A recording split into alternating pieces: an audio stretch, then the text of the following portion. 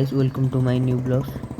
बर्तमान में आम यात्रा देखा आसीचु जागुलीपड़ा गाँव में। आज यात्रा होची हनुमान जयंती उपलक्षे देखिपे कि पूरा सजबाज हो पूरा डेकोरेट कराई जेहेतु हनुमान जयंती अच्छी 14 तारिख में से उपलक्षे यात्रा होची। यात्रा इंद्र भुवन पार्टी पड़ी तो एबे टाइम हो गला 11:30 ରୁ 12ଟା पाखापाखि शायद मेलोडी स्टार्ट हो सारानी। बर्तमान आम पड़िया पाखे पहुँची गलुँ आपण मानू पहुँचिकी पूरा यात्रार भिडियो देखी आपने भिडियो टी निश्चित शेष जाए देखिए लोक मैंने दर्शक मैंने सब आसी सारी मेलोडी स्टार्ट है टिकेट भी एंट्री भी कले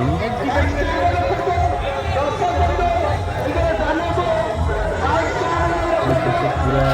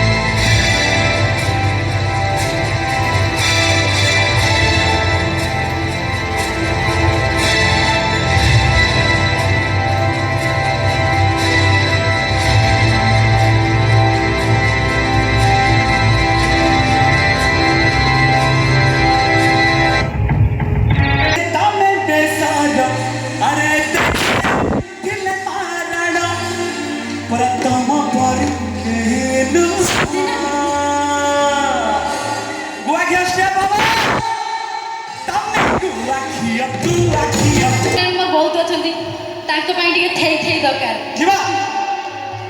अच्छा कि मामुनी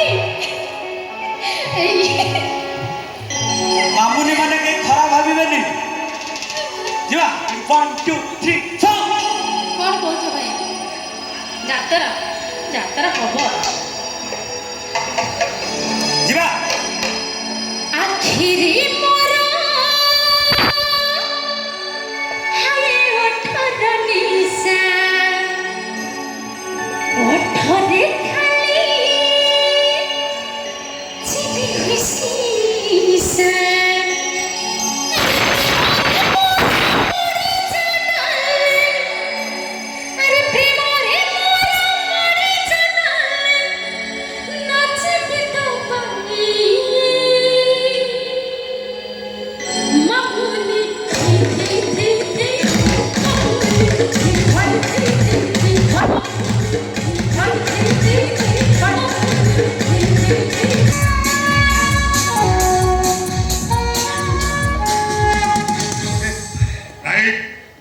ठीक अच्छे तुम राहुल हटा जाए होम मिनिस्टर को मीट करवाटा आदू ठीक होनी मु आगे जाए होम मिनिस्टर को राहुल को प्रपोजल दिए रिएक्शन टा कौन देखे तापर राहुल तुमको सांगे पाखे जाए पहुंचे ओके राहुल ओके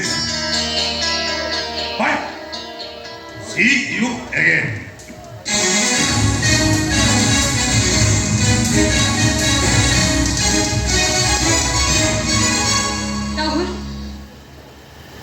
ए लोकड़ा गेट ऊपर से गड स्मगलर की माफिया बोले जणा पडुनी पाया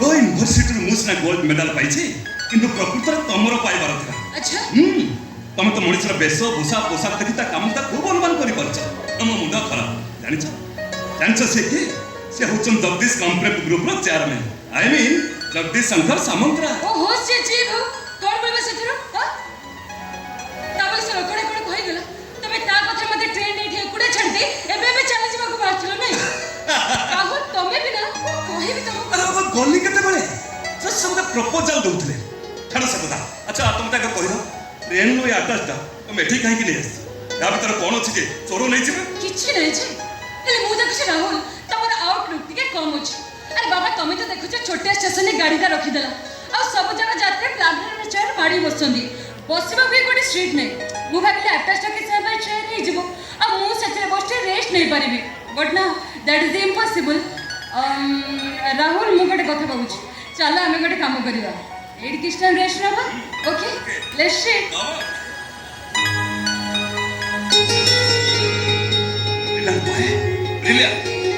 सतरे तुमको जे लाइफ पार्टनर भाई पाइबो ना ता फैमिली फिकर पूरा स्मूथ रे चली काहे की तमर मते लाइफ पार्टनर करबार खाबो छ ना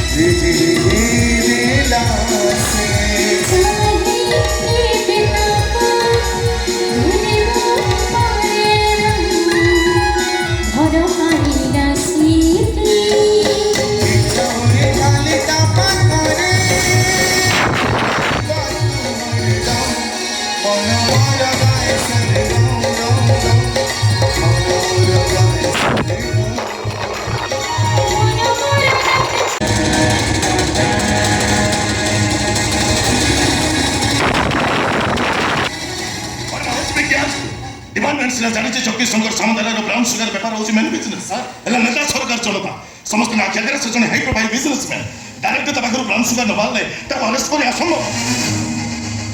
আপনারা ব্যস্ত হন স্যার মো পাইবা ইনফরমেশন কেবে ভুল হবনি 7 দিন ফরেন রহিলা পরে ব্রাউন সুগার স্যাম্পল ধরি সে ওড়িশা আসুଛି ଆଉ ଆଜି ମୋ ହାତରେ ଆରେଷ୍ଟ ହବାଟା ତାର ନିଶ୍ଚିତ। ଆରେ ମୁଁ ତ ଆଶ୍ଚର୍ଯ୍ୟ ହେଉଛି ଏତେ ଦିନ ସେ ବାହାରେ ରହି ଓଡ଼ିଶାକୁ ବ୍ରାଉନ ସୁଗାର ସପ୍ଲାଇ କରୁଥିଲା ହଠାତ୍ ରାଜଧାନୀକୁ ଆସିବାକୁ ସେ ସାହସ କଲା କେମିତି? ସମସ୍ତଙ୍କର ଦିନେ ଶେଷ ସେବା ଆସିଥାଏ ସାର୍ ମୋତେ ଲାଗୁଛି ତାର ବି ଆଜି ଶେଷ ସେବା ଆସିଯାଇଛି। ତମେ ଠିକ୍ କହିଛ। 30 ବର୍ଷ ହେଲା ସେ ପୋଲିସ ଡିପାର୍ଟମେଣ୍ଟ ସହିତ ଲୁଚକାଳି ଖେଳ ଖେଳୁଥିଲା ହେଲେ ଆଜି ତା ଖେଳର ସମାପ୍ତି ଘଟିବ। କିନ୍ତୁ ସାର୍ ଆମ ଡିପାର୍ଟମେଣ୍ଟ ଉପରେ ମୋର ଭରସା ପାଉନି। ଆମେ ସିନା ତାକୁ ସ୍ପଟ୍ ଉପରେ ଆରେଷ୍ଟ କରିବାକୁ ଆସିଛେ କିନ୍ତୁ ଆମ ଡିପାର୍ଟମେଣ୍ଟର କୋଉ ଅଫିସର ତାକୁ ଏ ଇନଫରମେସନ ଦେଇନାହାନ୍ତି। ଏ ଅପରେସନକୁ ମୁଁ ସିକ୍ରେଟ୍ ରଖିଛି ଆଉ ସେଇମାନଙ୍କୁ ମୁଁ ସାଙ୍ଗରେ ଆଣିଛି ଯେଉଁମାନଙ୍କ ଉପରେ ମୋର ପୂର୍ଣ୍ଣ ବିଶ୍ୱାସ ଆଉ ପୂର୍ଣ୍ଣ ଭରସା ଅଛି।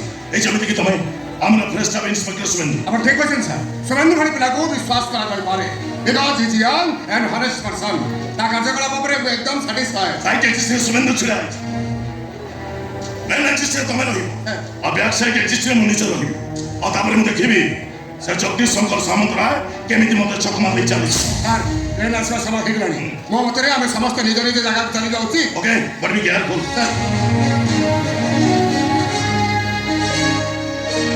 এটা ଜଗଦୀଶ 10 ବର୍ଷ ପରେ ମୋ ପୁଅ ରାହୁଲ ଆଜି ଘରକୁ ଫେରୁଛି ଆଉ କ'ଣ ତୋରି ପାଇଁ ମୁଁ ତାକୁ ରିସିଭ୍ କରିବାକୁ ଯାଇପାରୁନି ତେଣୁ ତୁ ଜାଣି ରଖିଥା ତୁ ମୋ ପାଇଁ କେତେ ବଡ଼ ଚ୍ୟାଲେଞ୍ଜ। ଆରେ ରତ୍ନା ତମେ ଏଠି? ମୁଁ ତ ତୁମକୁ ସେଇ କଥା ପଚାରୁଛି। ତମେ ତ କହିଲ ଇମର୍ଜେନ୍ସି ମିଟିଂ ଅଛି ମୁଁ ରାହୁଲକୁ ରିସିଭ୍ କରିବାକୁ ଯାଇପାରିବିନି। ହଁ। ବାଧ୍ୟ ହୋଇ ମୋ ଅଂଶୀକୁ ସାଙ୍ଗରେ ନେଇ ଆସିଲି। କ'ଣ କହିଲ ତମେ ଅଂଶୁକୁ ସାଙ୍ଗରେ ଧରି ଷ୍ଟେସନ ଆସିଛ? କାହିଁ କୋଉଠି ସେ?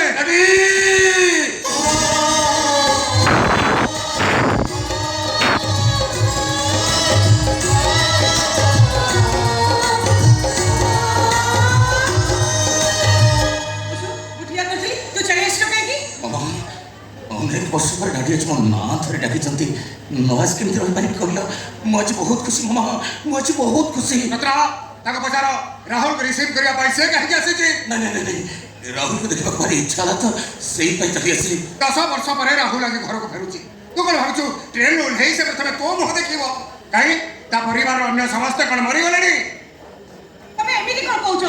ଯାହାହେଲେ ସିଏ ତମ ପୁଅ। ନାଇଁ ନାଇଁ ମାମା ଡାଡି ତ ଠିକ୍ କହିଛନ୍ତି ସତରେ ମୋ ମୁହଁଟା ବହୁତ ଅଶୁଭ ବହୁତ। ନାଇଁ ଅଶୁ ଏସବୁ ତୋର ଭୁଲ ଧାରଣା। ନାଇଁ ମାମା ଯେଉଁ ଶାଢ଼ୀଟାକୁ ଡାଡି ଆଣି ରଖିଥିଲେ ଆମ ଘରେ ରଖିବା ପାଇଁ ସେ ଶାଢ଼ୀଟାକୁ ପ୍ରଥମେ ମୁଁ ଧରିଥିଲି 2 ଦିନ ପରେ ସେ ଶାଢ଼ୀଟା ମରିଗଲା। ଆଜି ତମେ କହିଲେ ମାମା ରାହୁଲ ଟ୍ରେନ୍ ବୋଲି ପ୍ରଥମେ ମୋ ଦେଖିଲେ ଯଦି ରାହୁଲ କିଛି ହେଇଯାଏ। ରତ୍ନା ତାକୁ ପଚାର ସବୁ ଯଦି ଜାଣିପାରୁଛି ବୁଝିପାରୁଛି ତାହେଲେ ମୁଁ ବାରଣ କରିବା ସତ୍ତ୍ୱେ ବି ବାରମ୍ବାର ଏ ଭୁଲ କରୁଛି କାହିଁକି? କାହିଁକି ରାହୁଲକୁ ରିସିଭ୍ କରିବା ପାଇଁ ସେ ଷ୍ଟେସନ ପର୍ଯ୍ୟନ୍ତ ଆସିଛି? ଡାଡି ବୁଝେଇଦିଅ ମାମା ଚନ୍ଦ୍ରରେ ଗ୍ରହଣ ଲାଗିଲେ ଲୋକମାନେ ତାକୁ ଦେଖିବାକୁ ପସନ୍ଦ କରନ୍ତିନି ଅନେକ ଲୋକ ତାକୁ ଘୃଣା କରିଥାନ୍ତି ଏ କଥା ଚନ୍ଦ୍ର ଜାଣି ସୁଦ୍ଧା ପୃଥିବୀକି ନିକଟରେ ପାଇବା ପାଇଁ ଗୋଟାଏ ସରଳ ରେଖା ରହିଥାଏ କାହିଁକିନା ଚନ୍ଦ୍ର ଆଉ ପୃଥିବୀ ହେଉଛନ୍ତି ଷ୍ଟେସନ ଯାଇ ଏଠି କ'ଣ କରୁଛୁ? କ'ଣ କରୁଛୁ ଏଠି? କ'ଣ କରୁଛୁ ଏଠି? ଯାଇଥିଲି ଯାଇଥିଲୁ ହେଲେ ସେ ଆସିନି ଆସିନି ଆସିଲାନି କେମିତି? ଆସିନି ସେ ତ ଟ୍ରେନରେ ବସିଲା ପରେ ମୋତେ ଫୋନ୍ କରିଥିଲା ଆସିଲାନି କେମିତି? ନାଇଁ ନାଇଁ ନାଇଁ ନାଇଁ ତୁ ମିଛ କହୁଛୁ। ତୁ ଷ୍ଟେସନ ଯାଇନି ଲଗ୍ନ ଆସି ପହଞ୍ଚାଇଛି 2 ଜଣ ଯାକ ମିଶିକି ଗପ। ମୁଁ ସୌମ୍ୟକୁ ଷ୍ଟେସନରେ ଦେଖିଥିଲି ମୋ ଭାଇ ପରା ଆଜି ଦିଲ୍ଲୀରୁ ଫେରୁଛନ୍ତି ସିଏ ବି ଏପର୍ଯ୍ୟନ୍ତ ଆସିନାହାନ୍ତି ଆମେ ଦୁହେଁ ମିଶି ପାଇଲେ ପାଉ କେତେ ଖୋଜିଛୁ ମାନେ ପାଇଲେ ଦିଲ୍ଲୀରୁ ଆସିନି ସେ ଆସିନି ଆସିନି ପାଇଲେ ମୁଁ ଆସିନାହାନ୍ତି ଆସିନି ସେ ପାଇଲେ ଆସିନି ତାହେଲେ ମୁଁ କିଏ?